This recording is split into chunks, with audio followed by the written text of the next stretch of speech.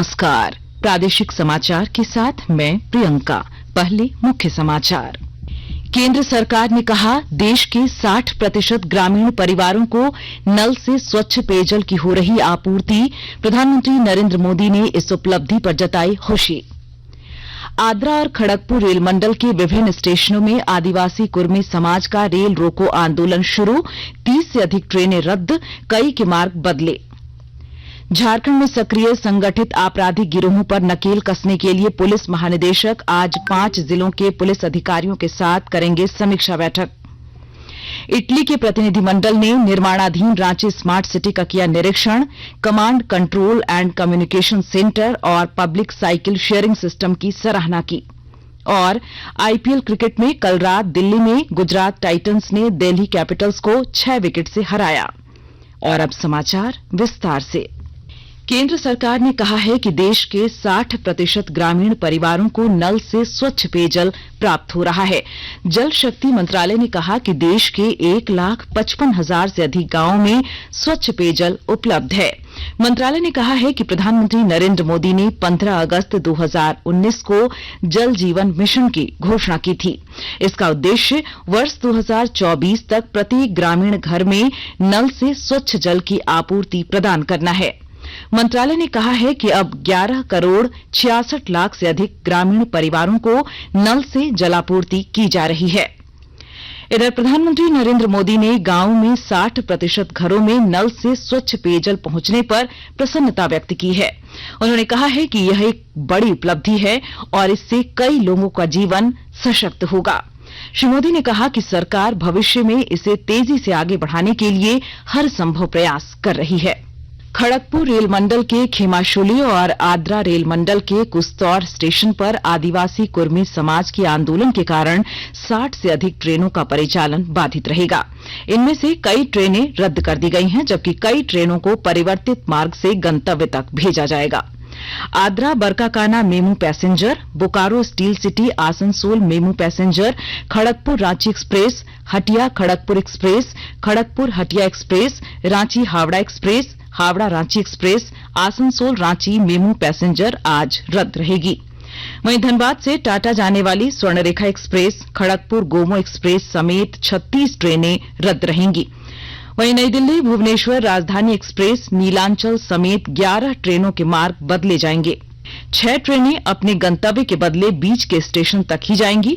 Dhanbad Tata Swarnarekha express, Chakradharpur Gomoh express, Bokaro Asansol special, Adra Barkakana passenger, Asansol Ranchi special, Dhanbad Jhargram ट्रेनों को रद्द कर दिया गया है। झारखंड में सक्रिय संगठित आपराधिक गिरोहों पर नकेल कसने के लिए पुलिस महानिदेशक अजय कुमार सिंह आज 5 जिलों के पुलिस अधिकारियों के साथ समीक्षा बैठक करेंगे। बैठक में पुलिस विभाग के सभी वरिष्ठ अधिकारी, संबंधित जिलों के एसएसपी और एसपी शामिल होंगे।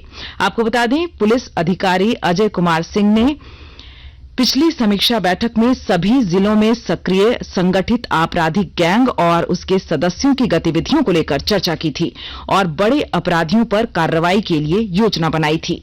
और अब आकाशवाणी के लोकप्रिय कार्यक्रम प्रधानमंत्री के मन की बात पर आधारित विशेष श्रृंखला।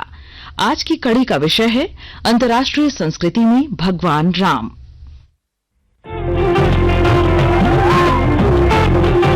लोक आवाज और सीधा संवाद, यानी आपके हम सबके मन की बात। जी हाँ, ऐसे ही करोड़ों लोगों से जुड़ जाते हैं हमारे प्रधानमंत्री हर महीने मन की बात प्रोग्राम के साथ। आकाशवाणी पर ये सिलसिला अप्रैल में 100वीं कड़ी के साथ जारी रहेगा। इस विशेष मौके पर मन की बात कार्यक्रम से प्रधानमंत्री के चुनिंदा संबोधनों को फिर प्रस्तुत किया जा रहा है।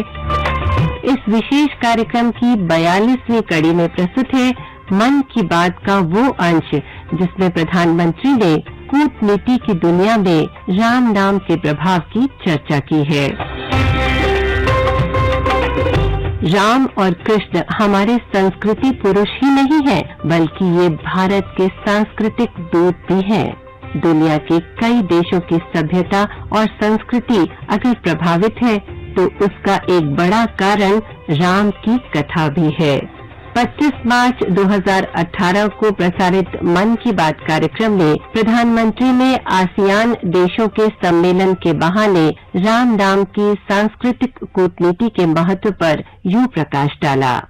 पूज्य बापू के जीवन में राम नाम की शक्ति कितनी थी, वो हमने उनके जीवन में हर पल देखा है। पिछले दिनों 26 जनवरी को जब आसियान देशों के सभी महानुभाव यहाँ थे, तो वो अपने साथ कल्चरल ट्रूप लेकर के आए थे और बड़े गर्व की बात है, उसमें से अधिकतम देश रामायण को ही हमारे सामने प्रस्तुत कर रहे थे। यानी राम और रामायण न सिर्फ भारत में लेकिन विश्व के इस भूभाग में, आसियान कंट्रीज में आज भी उतने ही प्रेरणा और प्रभाव पैदा कर रहे हैं।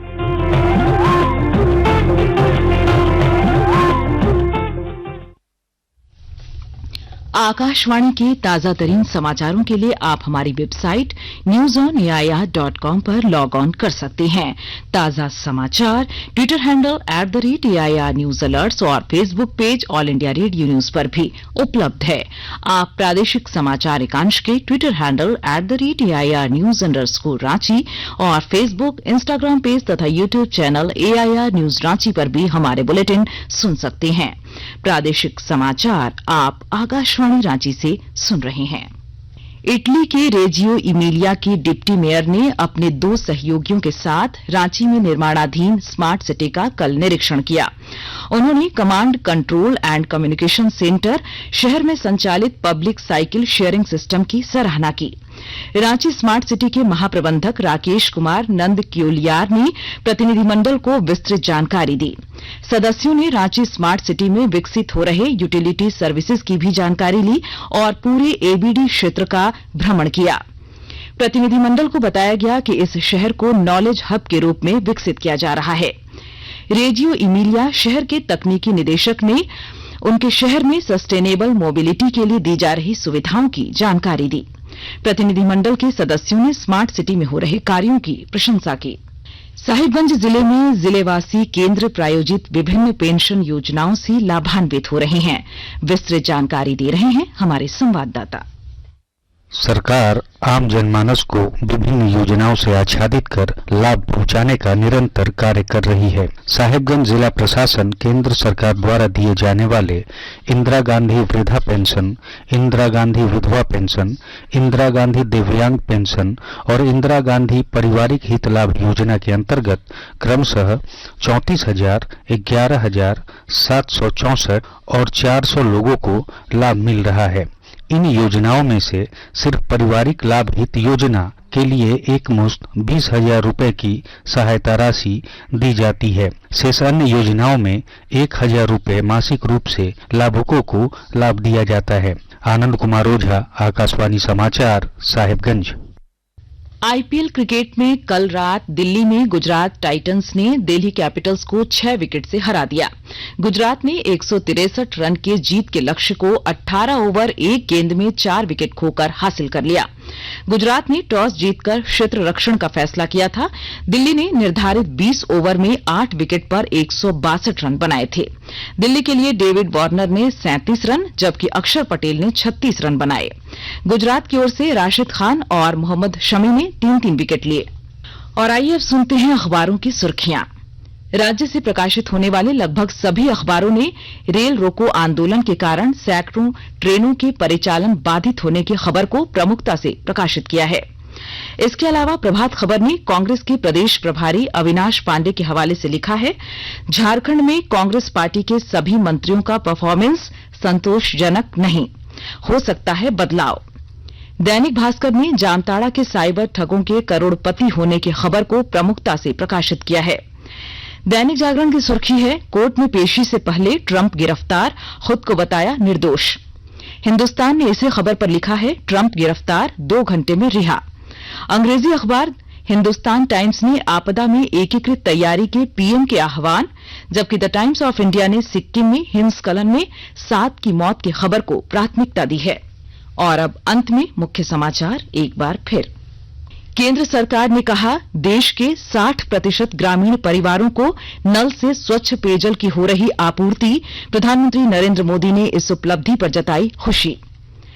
आद्रा और खड़गपुर रेल मंडल के विभिन्न स्टेशनों में आदिवासी कुर्मी समाज का रेल रोको आंदोलन शुरू, 30 से अधिक ट्रेनें रद्द, कई के मार्ग बदले।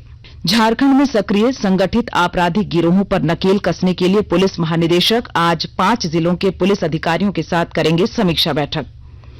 इटली के प्रतिनिधिमंडल ने निर्माणाधीन रांची स्मार्ट सिटी का किया निरीक्षण, command control and communication centre और पब्लिक साइकिल शेयरिंग सिस्टम की सराहना की।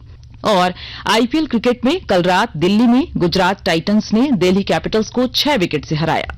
इसके साथ ही आकाशवाणी रांची से प्रादेशिक समाचार का ये बुलेटिन समाप्त हुआ। नमस्कार।